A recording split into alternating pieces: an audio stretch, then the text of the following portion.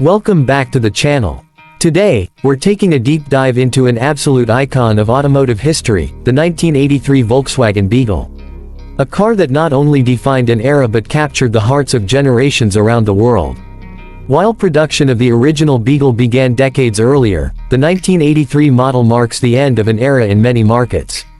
It carried forward the legacy with just enough charm, simplicity, and that unmistakable Beetle personality that made it one of the most beloved cars ever made. Let's start by appreciating its design. Walking up to the front of the 1983 Beetle, you're immediately greeted by that unmistakable rounded hood and those classic circular headlights that sit almost like eyes, giving the car a friendly, almost human expression.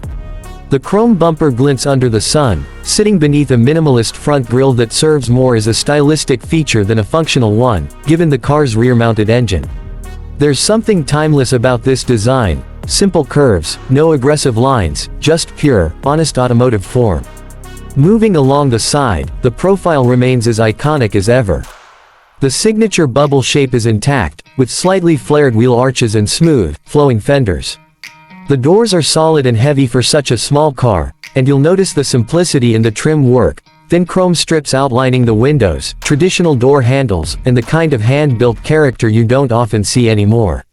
The car rides on steel wheels with hubcaps, completing that nostalgic look, and the small size of the vehicle, combined with its upright stance, gives it a presence that's both humble and confident. As we swing around to the rear, the true heart of the Beetle comes into focus. The 1983 model still sports the rear engine layout that made it unique for so many years.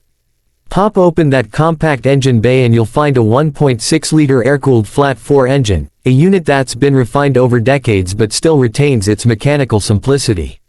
The back features minimal badging, classic tail lights, and another slim chrome bumper. It's not flashy, but it doesn't need to be. The car tells its story through design cues alone. Step inside, and you're immediately transported to a different time. The cabin is compact but surprisingly airy thanks to large windows and upright seating. The dashboard is basic, even by 1983 standards, but that's part of the Beetle's charm. A simple speedometer sits behind a thin steering wheel, and there's very little in the way of buttons or distractions. Controls for lights and wipers are tactile and straightforward. The upholstery is vinyl, the seats are springy and thin but surprisingly comfortable, and the driving position is upright and commanding despite the car's small footprint. Storage is minimal, with a small glove box and a front trunk, or frunk, that holds just the essentials. But that's all part of the minimalist ethos that defined the Beetle. On the road, the Beetle delivers a driving experience unlike any modern car. The engine, located in the back, gives the car a unique weight distribution. It's not fast, producing around 50 horsepower, but it's full of character. The air-cooled motor has a distinctive, chugging sound that enthusiasts adore. Acceleration is modest, and highway driving can be a bit of a challenge, but around town, it feels lively and nimble. The 4-speed manual gearbox is delightfully mechanical, with long throws and a satisfying click into each gear. Steering is manual and a bit heavy at low speeds, but incredibly direct. You feel every nuance of the road beneath you. There's no power assist, no digital intervention, just you, the machine, and the road. And that, for many, is the Beetle's greatest charm. When it comes to pricing, the 1983 Beetle varies depending on condition, mileage, and location. Because production continued in countries like Mexico and Brazil beyond the early 80s, it's still possible to find these models in decent condition for relatively affordable prices.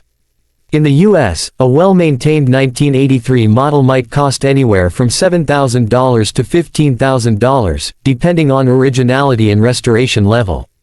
Pristine, fully restored examples can reach upwards of $20,000, especially if they've been kept close to factory specs. It's not the cheapest classic car, but considering the Beetle's cultural significance, mechanical simplicity, and easy maintenance, it's a worthwhile investment for enthusiasts and collectors alike. If you're thinking about owning one, a few things to keep in mind: this car is best suited for weekend cruising or short commutes. It lacks modern safety features, air conditioning, and the conveniences we've grown accustomed to. However, its parts are widely available, it's mechanically simple to work on, and there's a global community of Beetle lovers who support each other through forums, clubs, and local meetups. It's a car that rewards attention and care, and it invites you to slow down and enjoy the journey rather than rush to the destination. So, would we recommend the 1983 Volkswagen Beetle? Absolutely, but with a few caveats. This isn't a car for everyone. If you're looking for power, speed, or tech, you'll be disappointed.